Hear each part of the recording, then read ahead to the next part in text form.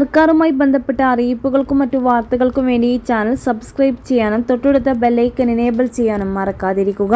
അയ്യപ്പന്മാർ അനുവദനീയമായ ദിവസത്തിലധികം ശബരിമലയിൽ താമസിക്കുന്നില്ല എന്ന് ഉറപ്പുവരുത്തണമെന്ന് ഹൈക്കോടതി. ഡോണർ മുറിയിലും ആരും കൂടുതൽ ദിവസം താമസിക്കുന്നില്ല എന്ന് ഉറപ്പുവരുത്തണം. പാലക്കാട് സ്വദേശി സുനിൽകുമാർ മണ്ഡലകാലത്തും മാസപൂജയ്ക്കും നട തുറക്കുന്ന ദിവസങ്ങളിലെല്ലാം ശബരിമലയിൽ താമസിക്കുകയും ശ്രീകോവിലിന് മുന്നിൽ നിന്ന് എല്ലാ ദിവസവും തൊഴുകയും ചെയ്യുന്നുണ്ടെന്ന സ്പെഷ്യൽ കമ്മീഷനുടെ റിപ്പോർട്ടിന്മേൽ സ്വമേധയായി എടുത്ത ഹർജിയിലാണ് justice Anil K Narendran, justice PG Ajith Kumar എന്നിവരടങ്ങുന്ന ദേവസ്വം ബെഞ്ചിന്റെ ഉത്തരവ്.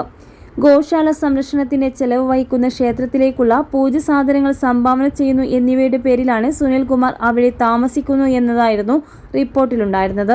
താൻ സന്യാസ ജീവിതപാതയാണ് പിന്തുടരുന്നതെന്നും പ്രത്യേക ആനുകൂല്യം പറ്റുന്നില്ല എന്നും സുനിൽകുമാർ അറിയിച്ചു.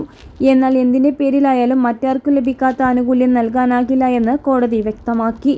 ഡോണർ മുറിയിൽ ബുക്ക് ചെയ്യാൻ സൗകര്യമുണ്ടെന്ന വിവരം വെർച്വൽ ക്യൂ പ്ലാറ്റ്ഫോമിലും ദേവസ്വം വെബ്സൈറ്റിലും പ്രസിദ്ധീകരിക്കണമെന്ന നിർദ്ദേശവും കോടതി നൽകി.